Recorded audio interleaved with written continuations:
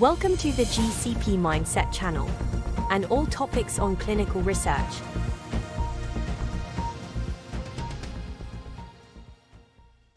It's nice to have you here, whoever's joined the webinar, Roadblocks to Progress, Unraveling the Strain of the new EU medical device regulation on manufacturers, which all manufacturers in Europe must comply to this new set of standards. Of course, it was with the right intentions, but it's just introduced a lot of challenges for a lot of people in the industry. So we want to go into a bit more in, details on it. Today, I'm joined with Andreas Boyce. My name is Carol Lazovich. I'm the Business Development Manager at GCP Service, dealing with everything client related. And it's really nice to have you here. And Andreas Boyce? Yeah, I'm the CEO of GCP Service and also president of ACROS, an association with which we cover international global trials. Always a fan of running risk-based clinical projects, and a lot of medical devices can be run that way. It must be run this way under the stress of the medical device regulation. And so it's a good opportunity to talk about what is hindering medical devices from reaching the market, and happy that this webinar is organized by you, Karen. Yeah. Thanks for joining us. The webinar is hosted by GCP Service International. That's where we are both at. We're actually at the headquarters in Bremen. So GCP Service International, we are an EU-based CRO, contract research organization. We've been around for 20 years conducting clinical trials on medical devices, drugs, and IVDs. We run about 40 clinical trials per year, and that is our main area of expertise. So we have been dealing with a lot of medical devices in the past years. And of course, the MDR has caused a challenge to a lot of manufacturers. And today we just wanted to kind of go into those challenges and give some tips and recommendations that we can help you move forward. Okay, thanks for being here. So I will get started, and at some point, Andreas Boyce will also take over, because we are both, let's say, 80% when it comes to both our health, when it comes to our voices, from having the common colds from this seasonal changes. So bear with us if we need to stop and have a glass of water or whatever. Anyway, the agenda looks like this for you. So we will be talking about the medical device market. I will go straight into the medical device market, the importance of this market for all of us. And then I will introduce the MDR, so everything about the regulation, why it came into force. And afterwards, I will go into the status quo from the notified body's perspective, see what they have been saying about the MDR since the launch. And then we'll look at the challenges, the impact, and we'll give you some recommendations. And we'll go into the discussion. Okay, I would ask you to all mute your microphones. Of course, we will try to go and mute this for you, should you forget. But since, like I said, we don't have help on moderating today, it's just the two of us. So please help us, meet us somewhere halfway by muting your microphone so it doesn't disturb everybody else on the webinar. Let's just dive right in. So let's first look at the importance of the medical device industry, especially focusing on us as the patients. Europe is in fact super important in the medical device industry. There's a high demand for innovative devices, leading to increased investment in R&D and the development of medical technologies worldwide. So we've done some digging, and we've found that cardiology devices, they hold the top position among all markets in the medical technology, followed by diagnostic imaging devices. Overall, in medical devices and in each market, revenues are highest in US. We all know that, followed by Germany, Japan, China, and France in that order. Therefore, positioning Europe really high in terms of innovation and healthcare. Focusing on Germany, for instance, the medtech market in Germany is providing loads of jobs, over 250,000 jobs, with a turnover of 38.4 billion euros, 67% exported, 9% of sales are invested in R&D. Berlin close to home here, owns 3% market share in the medical device industry, followed by Hamburg, 2%. Hence, the med tech from Germany is extremely important worldwide. So if you run an SME in Germany, be proud of your impact. Let's look at the strain. The market is faced with excessive regulations, especially complex regulatory processes, reimbursement restrictions, the cost of developing advanced technologies, increasing the challenges for this industry, for all of us. All the markets of medical devices were affected negatively by the COVID pandemic, mainly due to fewer new patients, barriers to healthcare access, and postponed treatments.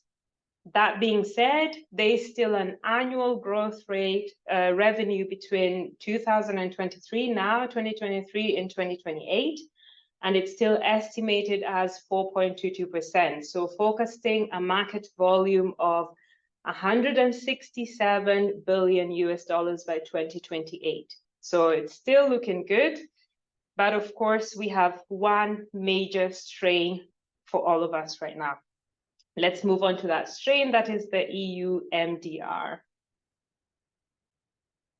So what is the MDR? Sorry, I clicked a bit too fast. The MDR is a comprehensive regulation governing medical devices sold in the Union, the European Union. It replaced directives, so-called MDD, or which was introduced in 1990s and they didn't keep pace with the rapid developments of the medical industry, leading to instances of device malfunctions, failures, and safety issues. A lot of devices, therefore, left the market due to recalls. Devices were not safe for us patients, and for this reason, something needed to be done. Medical device regulation was proposed, that's the MDR. MDR itself came into effect May 26, 2021.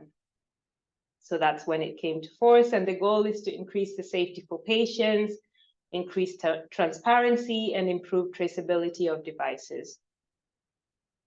So implementing and executing the regulation was no walk in the park. The transition from the directives to the medical device regulation was such a complex process filled with bumps. We had a pandemic, there was delays, amendments, extension of transition periods, extension of validity certificates issued under the previous regulations, removal of the deadline for withdrawal of medical devices already on the market, etc. And of course, we all know this, lack of resources at the notified bodies. They're the ones that issue the certificates. So it was one bumpy road. Diving a bit deeper, looking at this year from March 20th, 2023, Regulation 2023-607 entered into force. Now, this extended the duration of CE certificates for legacy devices under Regulation 2017-745. And the relevant period as well, during which these devices can be placed on. There was a previously set deadline of May 26, 2024. Now, this regulation also eliminated the sell-off period provided for both medical devices and IVDs. And it's important to note that only legacy devices can benefit from the extended transitional period. Now, these are medical devices that still comply with the previous directives and have already been or will be placed on the market under the applicable transitional periods according to MDR and IVDR. This was, of course, an important step in the EU, as the objective of amending this regulation is to address the projected risks of shortages of medical devices in EU due to slower than anticipated transition from MDD to MDR and IVDR. Let's move to IVDs. Now, more IVDs will require notified body review for about 90% of the devices, up from the current 10%. The length of the transition periods vary according to the risk class of the IVD. No transition period applies to IVDs that do not require the involvement of a notified body under the IVDR. Also, all new IVDs, devices not previously covered by the certificate of or declaration of conformity under the IVD must comply with the IVDR. Certificates issued under IVDD after May 2017, as well as those issued in accordance with Annex 6, remain valid until the end of the period indicated on the certificate.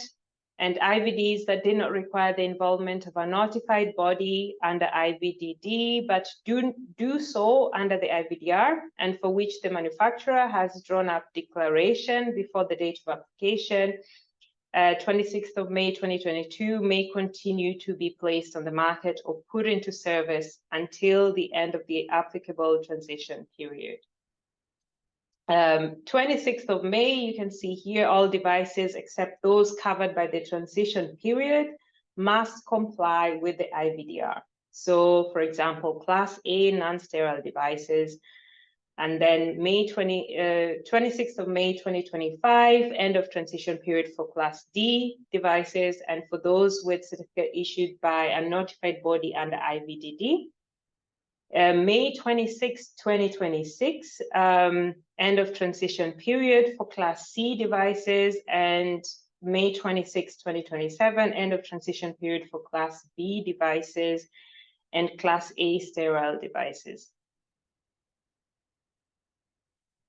So let's move on to some of the changes that we've noticed from the transition from MDD to MDR. We decided to summarize some of the major ones.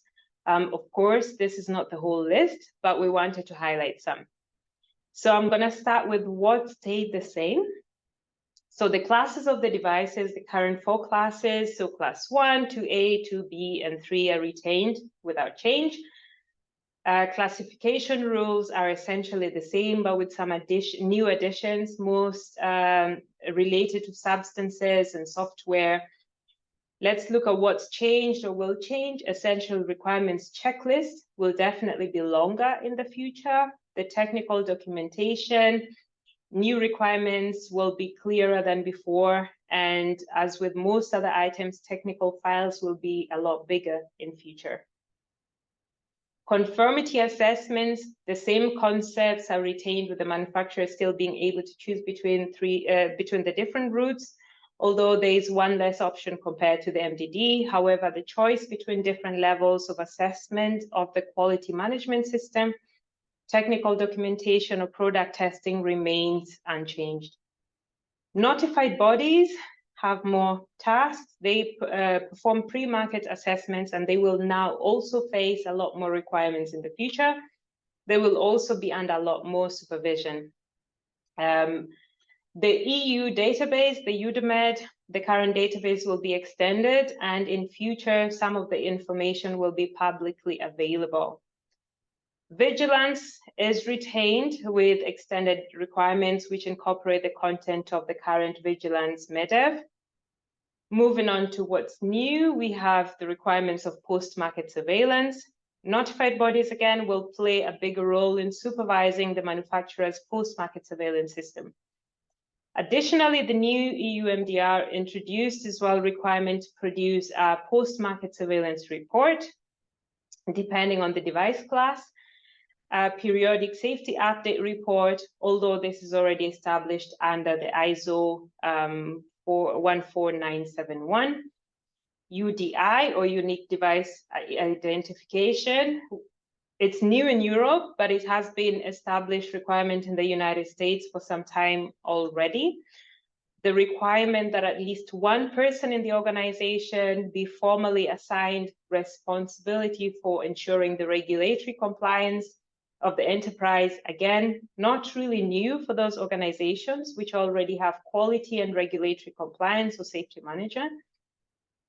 The extension of the scope to products without an intended medical purpose, but which are analogous to devices with medical purpose. This is aimed at medical devices like product typically intended for cosmetic purposes.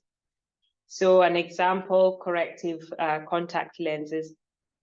Annex 1 is now called General Safety and Performance Requirement versus Essential Requirement under MDD. And Annex 1 is the foundation of all conformity assessments performed under the MDR.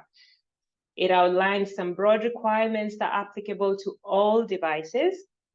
Now, you as a manufacturer need to carefully read and understand each requirement, since only some of them will apply to any given device. Some major changes in Annex 1, we have general requirements regarding design and manufacture, regarding information supplied with the device. Another major change, notified body under obligation to conduct an unannounced audit at least once every 5 years. Looking at the numbers for notified bodies, designated to MDD, we had 55, now we are at 39.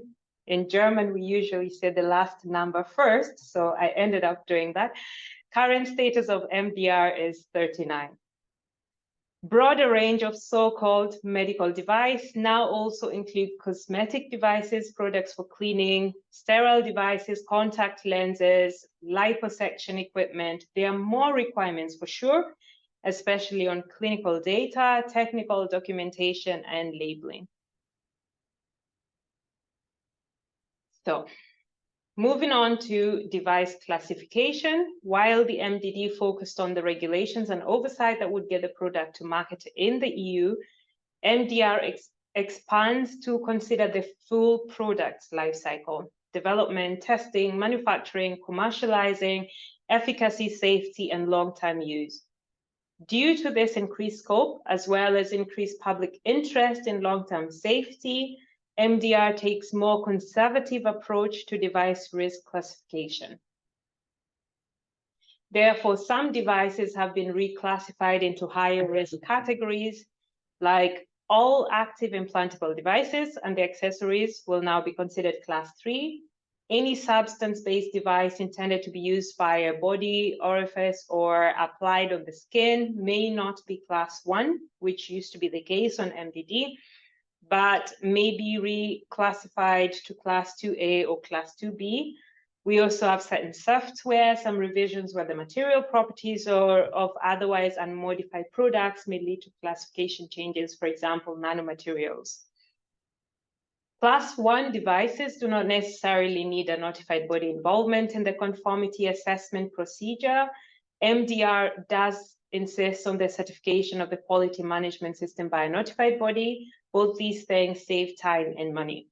Some class 1 medical devices have now been reclassified, and the classification has been broken down into 1M, 1S, 1R. So S for sterile, R for reusable, M for measuring, so devices with a measuring function. Medical device software, so these are the software that has medical purpose on its own. Now, if you need help determining the correct classification, seek help. We'll tell you why in a few next slides. There are organizations that can help you, including ours. Health authorities are also offering tools that can help. So reach out afterwards to either Andreas or myself, and we can provide you with some of these tools. We'll be happy to share them with you. Let's move on to one of the new key requirements for devices already on the market. Now, this is the requirement for post-market surveillance, which is one important component of post-market surveillance. And one of the most important component for post-market surveillance is PMCF, or post-market clinical follow-up, as it supplements the existing pre-market clinical and non-clinical data. Now, PMCF, I think it's easier if I just say it that way.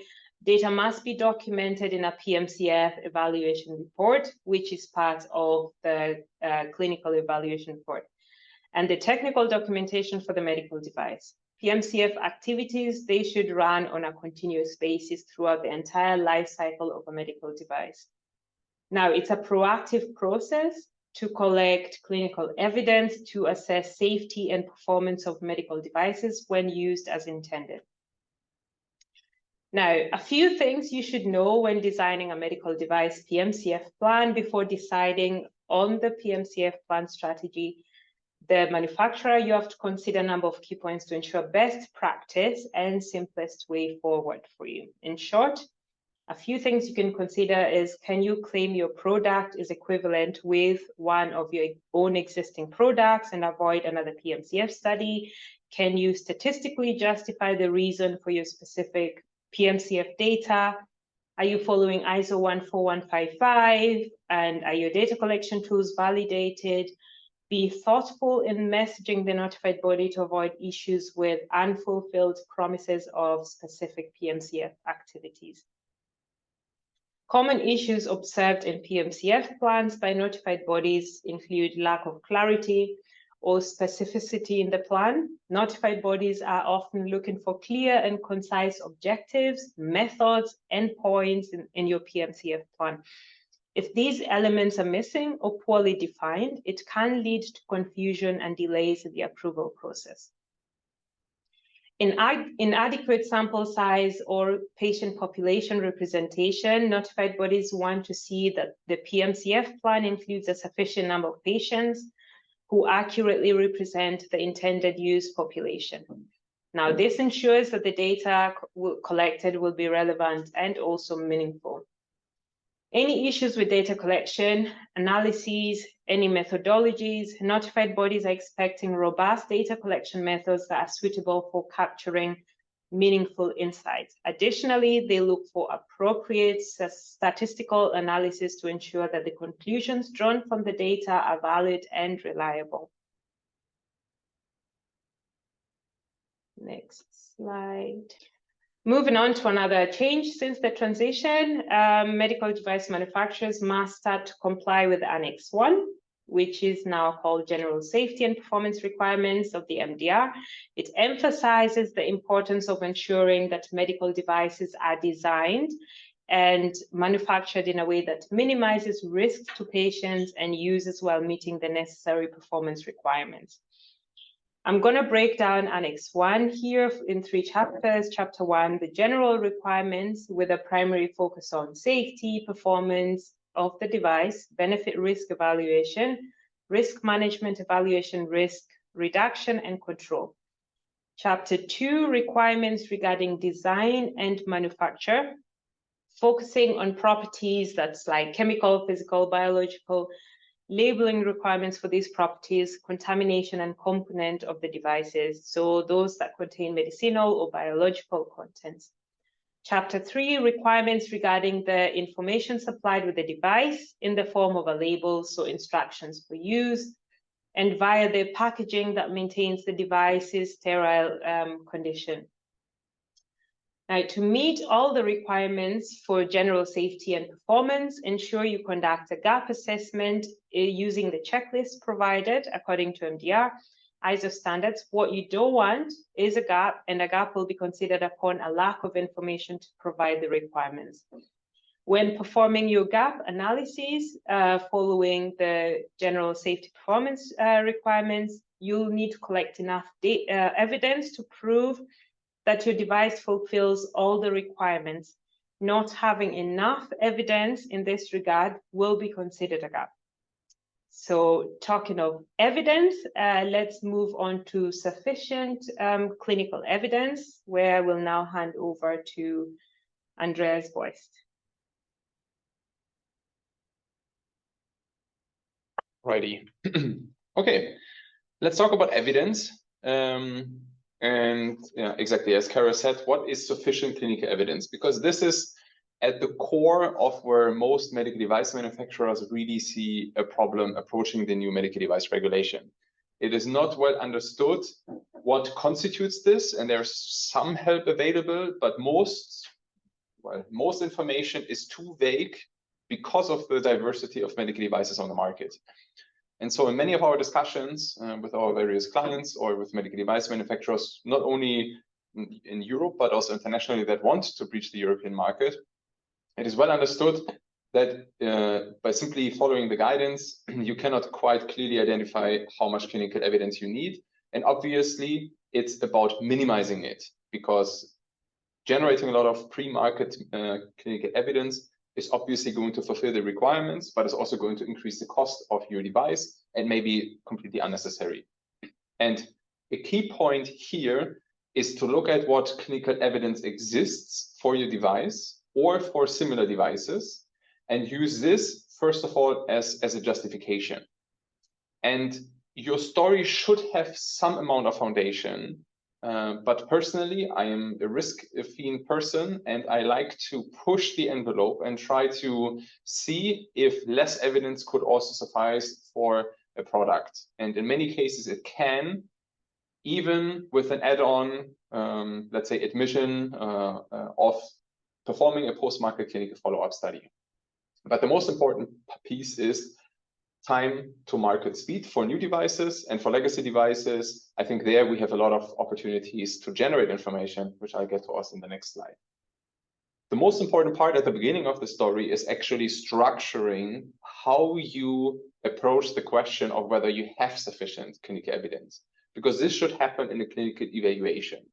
And this should be planned first, of which steps you're taking, from doing basically literature search, comparing it to other devices within the same indication that are, let's say, similar or substantially equivalent to yours, and then basically documenting the outcome and seeing where the gaps are.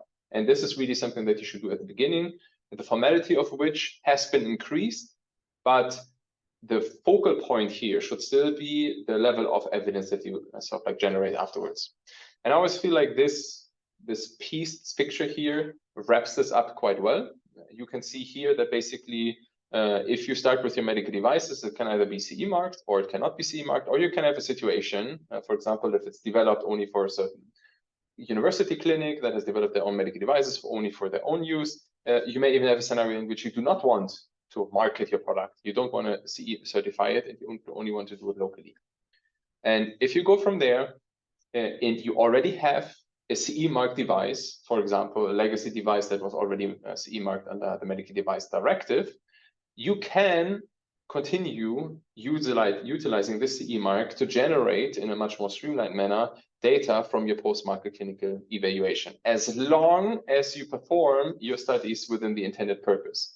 But to move your device from MTD to MDR, if you lack substantial amount of data, and due to the reclassification, unfortunately, that's the case for a number of devices which have been upgraded and now require more data, then the PMCF route is a good one, because it can be used, one, as a marketing tool to approach your clients and get them involved in using your device, and at the same time collecting in a structured manner data.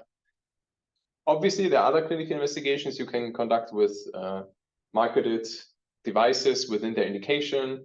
For example, more observational studies, registries, and so on. If it's outside of your indication, then it comes more to basically your device is treated as if it didn't have a CE certificate, and you need to generate more evidence for it that way anyway. Nevertheless, this is a good overview to give you, let's say, already some highlights on which elements of the clinical investigation you can and should utilize, depending on where on the market your device is placed. But typically, basically, you can either use literature, you can do post-market clinical follow-up, or you conduct a prospective clinical investigation.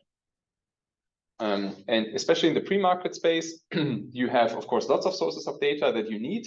Only some of them are clinical data. In the preclinical studies, bench tests, reports, validation reports, and so on, all also add valuable information which you need to include in your clinical evaluation of your device to show that it's basically market ready. Also, of course, pre-market clinical investigations, as well as data from literature, as I had highlighted before, can be found in this space. And now we have these two topics, post-market surveillance and post-market clinical follow-up, where one is more of a passive activity, where you can also probe, but you don't prospectively define the conditions under which the data is generated. So you can have surveys, or you can probe the market for how well your device is basically received. You can have trend reports, but even a lot of passive things. For example, incident reports that naturally come to you as a manufacturer are a good source of data.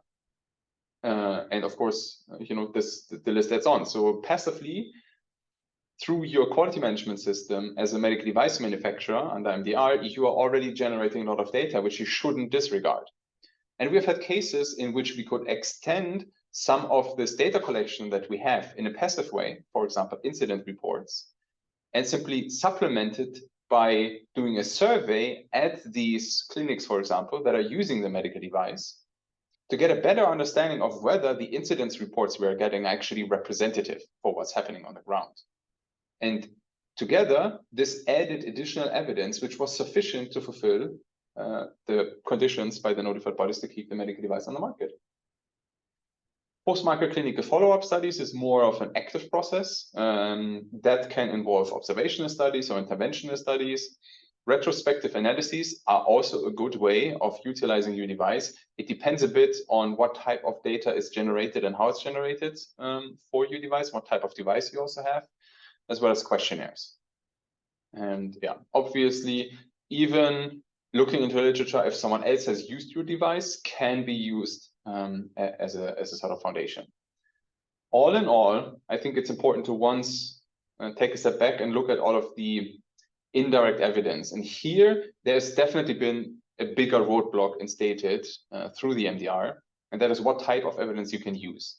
Because these days, you will be questioned harder whether you have access to the primary information and no longer just the reports. So if you want to claim substantial equivalent and utilize data from another device, you need to have that data, and many manufacturers will not share it with you. So mostly this is a route that can be used if you already have predecessor devices on the market and want to bring a new one in. And that route still exists as it did before. So moving on from data to another extremely important roadblock, and that's the number of notified bodies. And I think it's always good to reflect a bit of what we're talking about. We have a tremendous number of medical devices on the European market, various different types of them that are both medical devices and IVDs that can be found on the market. We have a lot of companies in Europe that need to actively undergo the certification process to move their devices from MDD to MDR, or to bring new devices in on the European market under MDR. And as Carol had pointed out earlier, this bulk of work is met by a significantly reduced number of notified bodies. And at this point, talking about 39 notified bodies feels like a big thing, because it has been significantly fewer even just a year back. And let's not even talk about 2 years back, because there's much more of a scrutiny for medical device, for notified bodies to be recognized as such, to be qualified as such, than it was under the Medical Device Directive. And so an increased volume of work is met by a decreased number of qualified people that can actually review that work. And for that reason also, it's taken quite a long time for medical devices that want to be placed on the market to actually receive the review by the notified body.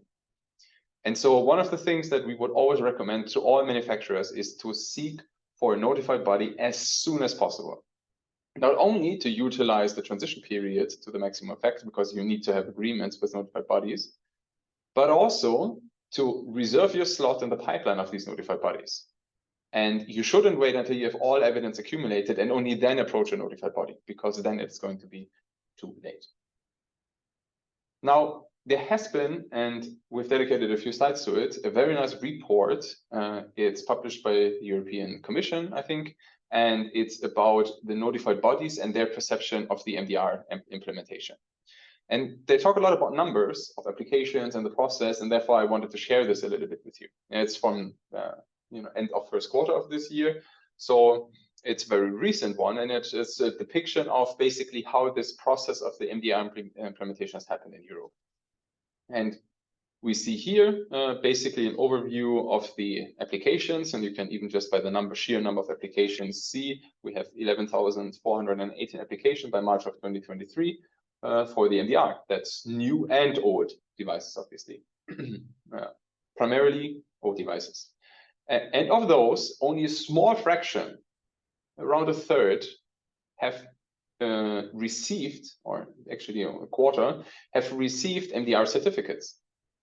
So even just those applications that are actively ongoing are piling up much higher than the ones that have already been completely processed. And sometimes that's based on speed of execution of the notified bodies. And sometimes it's simply because of lack of information provided and lack of quality provided by the manufacturers themselves. So it's really important to think about that.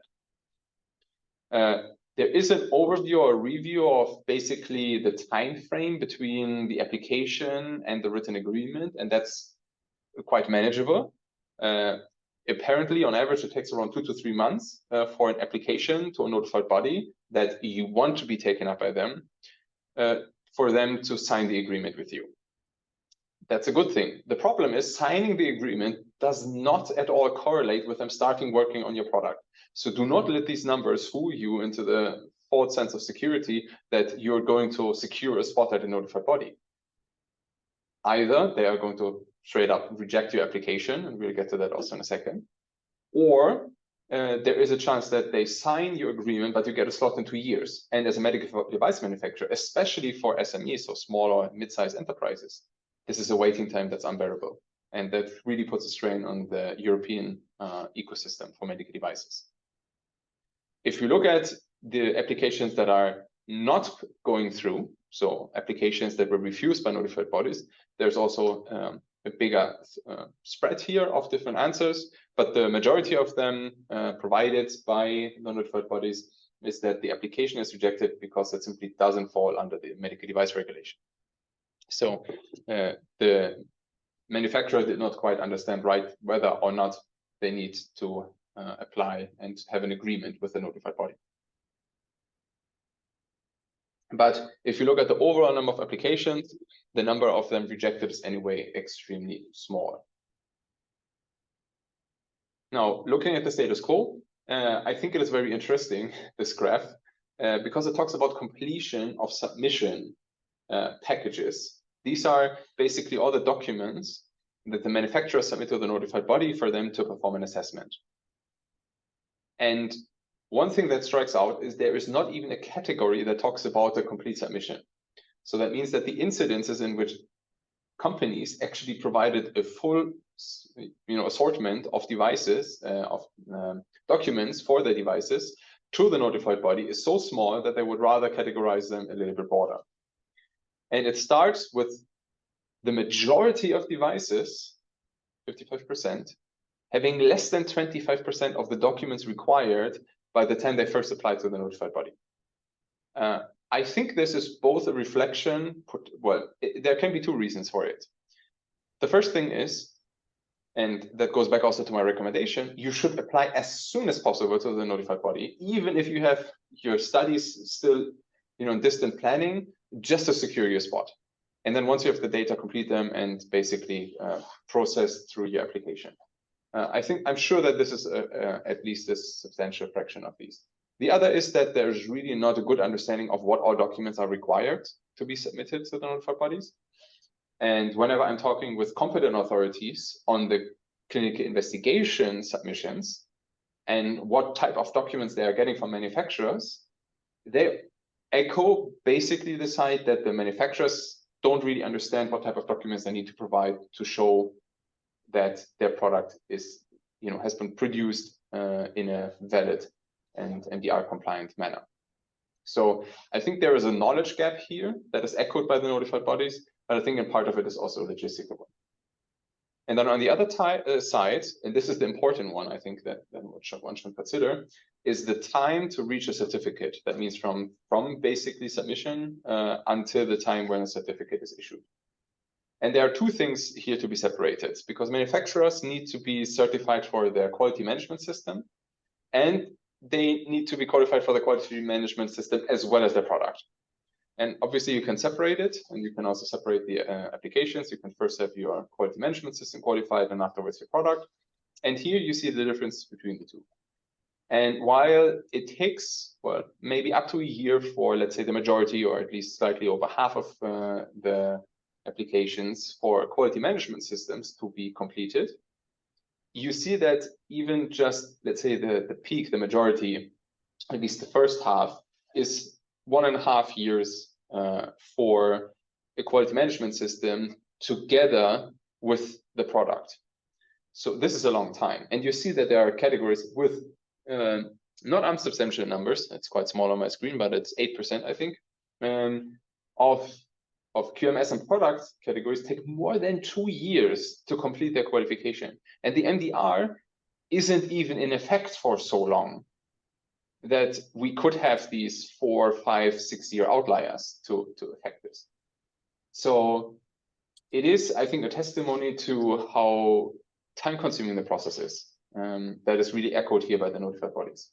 And as more and more devices have been sort of like, not been embraced sort of like very early on, it goes to show that this will probably increase over time, because the less experienced or the less confident manufacturers may just still hold off on this. Carrie, there's someone not muted in the chat. Maybe you can take care of that. Mm-hmm. All right. Now leaving behind the medical device regulation, they also have some figures on the IVDR. For the IVDR, you can also see here less applications are basically there, and also less certificates are issued. But the ratio between issued certificates and applications, it's better. It's 1 in 3 versus 1 in 4 for medical devices. Even here, there are basically applications that are refused, but also here, not in a sufficient number. So all in all, these numbers indicate that the issues are not as pronounced for the IVDR, but the IVDR is also more recent. And so therefore, we are going to have to see how it develops, but it's not going to look completely different from the medical device regulations. We simply have more stringent requirements, and there are less notified bodies to work through all of that work. And apparently, the system is not easy enough for medical device manufacturers to immediately have all of the required information at the ready. So let's summarize this a little bit and give a broader overview over the general challenge that we have. And we have split this a little bit into first wanting to start with manufacturers, but the impact goes beyond just manufacturers, and especially small to mid-sized enterprises, but even the larger medical device manufacturers with a large portfolio need to make decisions on which ones to get MDR ready. And obviously the process is extremely complex, and that has multiple facets to it, but it definitely increased the costs, it increased also the risks, and it also, of course, leads to delays in the time to market launch. That's quite clear. There's also a significant lack of resources, frankly speaking. Lack of resources also for various different parties. So resources can lack both in terms of the people that you have internally, as well as the money that needs to be put and the time that needs to be put into gathering and generating all of the evidence to support your MDR application, especially if it's not well understood what type of data is required for it. And obviously, this leads a little bit to an inhibition of innovation, which we've already seen. There will always be new devices finding their way to the market, but the burden is put higher. And before, Europe was pretty much, I don't want to say the petri dish because I feel like that's negatively associated, but it was a place where manufacturers from overseas could swiftly move their device to the market. Also, a lot of, let's say, substandard devices were put to the market as medical devices under the MDD, but innovation was really driven in Europe.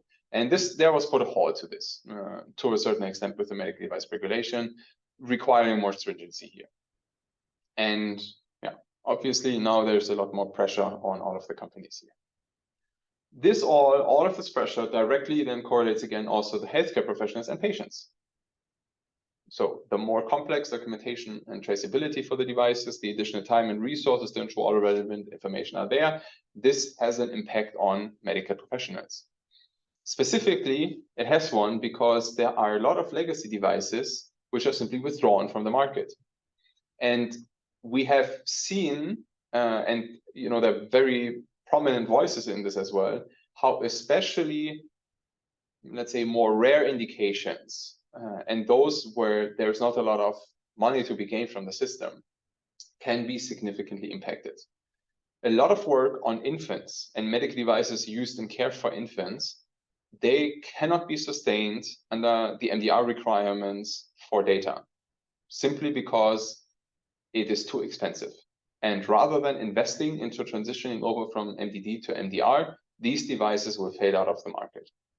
And that is something that investigators have echoed already. And part of the reasons why the sell-off periods have been cancelled is also so, professionals can stockpile on some of the equipment. But it has taken a very long time to get these devices onto the market. They have been established or they're used outside of their traditional indication, and data cannot easily be generated from it. And so neonatals or infants, these are populations where there's actually a lot of voices saying that they will definitely be impacted by medical devices being moved off the market based on MDR requirements. Also, obviously, expenses for medical devices will increase as data requirements are increased. That's very natural. And yeah, in summary, a little bit of a lack of devices, of course, impacting patient access to therapy options. So we have a significant rise in costs to develop products, the extent of which I think can sometimes be overestimated though, and that is directly related to clinical data. We need more clinical data, period. But there are intelligent ways of generating it, and there are ways that are primarily focused around spending money on clinical trials and generating the evidence. And striking a balance is not easy because not enough guidance is given.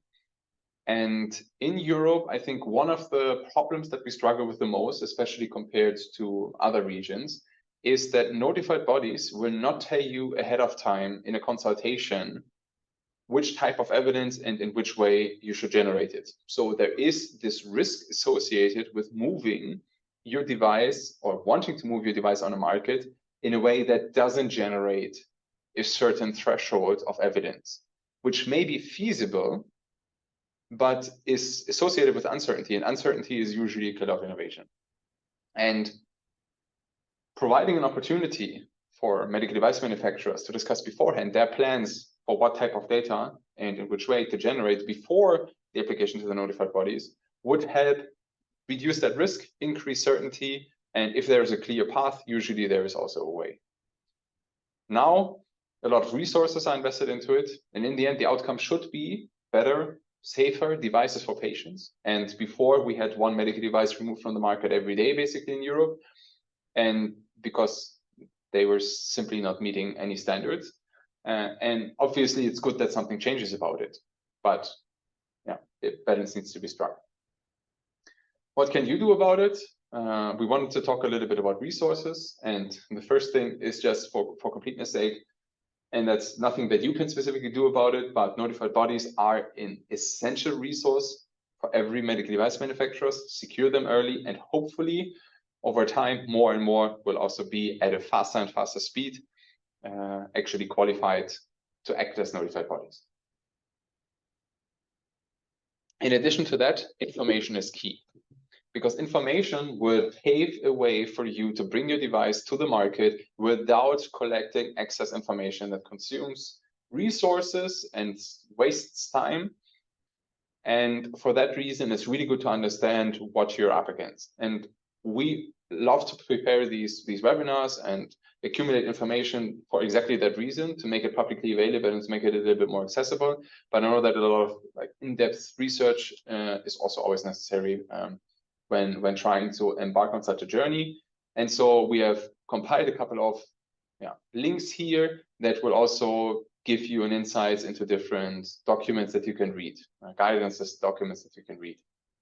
And in case you haven't yet, obviously the medical device regulation is written extremely roughly, and for that reason exists this medical device coordination group, MDCG, which releases a lot of guidelines, which are in fact an extension or seen as an extension of the regulations. So always look into it, what MDCG guidances exists out there to inform you about your individual device, because requirements may vary.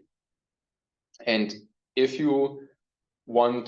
this was a bit fast with the links, or if you want any additional information on that, just reach out via email afterwards, and we're happy to also send those things along. Now, a couple of recommendations here to wrap this up. First of all, evidence. Evidence is In the end, I think the process overall, yes, there is more documentation for you to write, there's more formality in the documents, but I think most manufacturers could shoulder this. The big thing that makes a difference between a device coming to the market or not is evidence. And so choosing the form of evidence wisely is really important. Robust clinical data is necessary, and it must withstand a certain level of scrutiny, and sometimes even extensive scrutiny, depending on which notified body you pick. But they are more similar now. But you don't need a really excessive amount of it to the level that we sometimes have clients that talk about thousands of data points that they need to collect. And we can advise them that hundreds are enough. And that will really impact their budget, the timelines, and the feasibility of what they're doing. So focus on the outcome. And I'll have a point of that also on the next slide once more. And if you're talking then about processes and your quality management system, you don't need a quality management system of a big pharma company. Definitely not. What instead you should focus on is risk-based processes. Think about all of the quality assurance that you need to do, have processes in mind, but don't overdo it. Obviously, your processes need to comply with MDR regulations, but especially for small to mid-sized enterprises, which most constitutes the vast majority of manufacturers that produce medical devices, these extensive SOPs are not required. Focus on what you're doing, be smart about the implementation, and try to get consultants that don't overvalue quality above feasibility. It needs to work out, because otherwise you will never manage to get your product started. And obviously, staying informed on developments is really important, because the MDR is new. And both the notified bodies, regulators, that means ethics committees and competent authorities, and obviously manufacturers as well, CROs as well. There's a lot of moving pieces. There's a lot of discussion back and forth on how to interpret it. And so really staying up to date, seeking advice is always a good place. As a last wrap up, how to navigate it. Risk-based is a personal favorite of mine, but I would always definitely recommend it, and much more so in the medical device industry. So processes that ensure compliance and quality management and control in a risk-based manner are really good. Do not forget that you're a medical device manufacturer, so you're not looking at efficacy, you're looking at performance of your device. And this is the key difference to drugs.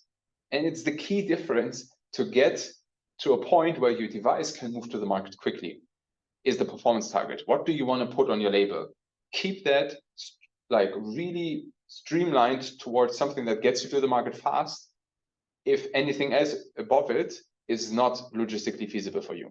You can select a performance target that will get you to the market fast, you generate some post-market data, and then you expand your indication from there while you're generating a stream of revenue. That's always important. That's always something that I would recommend. Focus smartly on what you can show now versus what you want to show in the long run. If you can show it all and find a performance and effectiveness endpoint in your pre-market study, if you need one, sure, then go for it. But otherwise, be smart about what you need before the market entry, and where you can commit to some post-market studies, which you can directly use for marketing as well. There are solutions which can make the entry into the MDR compliant quality management system easier for you.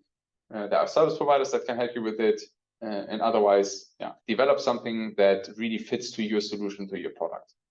And if your device is already CE certified, your pathway is quite a lot easier. So for all of those with legacy devices, yes, some post-market data may need to be generated, but it could be generated as real-world evidence, through registries, through surveys, in non-interventional studies, in investigator-initiated trial where you get access to the data. There's many ways of it. And even if you commit to a post-market clinical follow-up study, it's not a thing that is costing you in tremendous amount of money necessarily. You can plan it smart. It can be a lean study, which really focuses only on the key aspects that you need to close your data gap. You don't need to cover it all. And with that, I hope that we both not only managed to give you an idea of all of the challenges, but also of some ways to tackle them, of some things to consider in your approach, of giving you some resources for your further reading and review as well. And obviously, we're also always happy to be here as a partner for discussion in case you just want to reach out and have an idea about something. We are always open for a chat. And with that, we have around a few more minutes left for any questions or comments that may come from the chat currently.